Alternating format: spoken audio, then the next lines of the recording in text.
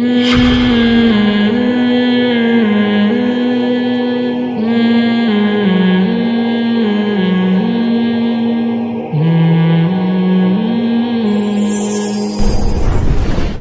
نے یہ کمپین چلائی, میں نے کہا بھائی اب جوڑ توڑ کرو کچھ, کیوں مخالفت کر رہے ہو.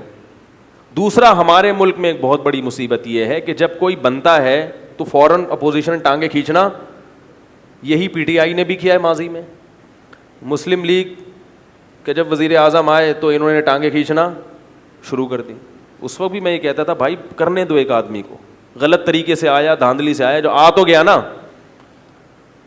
جب کسی حکومت کو وقت سے پہلے گرایا جاتا ہے تو لوگ اس پہ خوش ہو رہے ہیں کہ وزیر اعظم کا نقصان ہو گیا, یہ نہیں دیکھتے کہ ملک کا بیڑا غرق ہو گیا.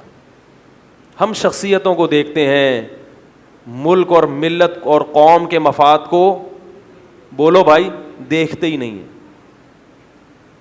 اس پہ خوش ہوتے ہیں, کرپشن کا الزام لگا, کیس بنا اور جیل ہو گئی, یہ ہو گئی, سب کچھ بعد میں ہونا چاہیے تھا.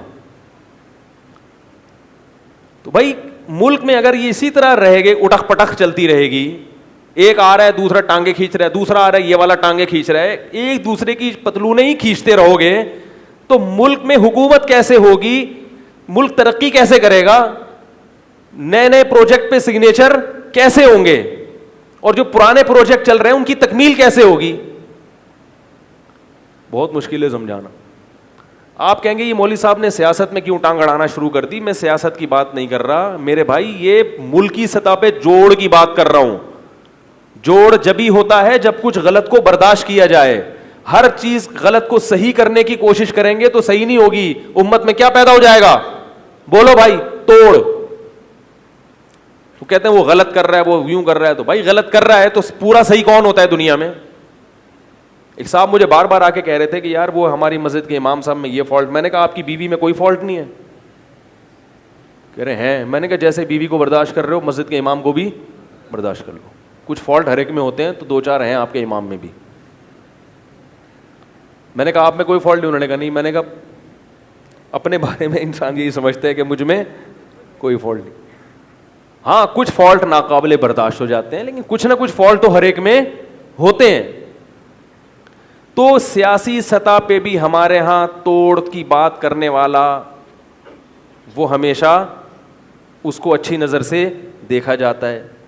جو جوڑ کی بات کرے گا اس کو لوگ سمجھتے ہیں پتہ نہیں کیا اس کے.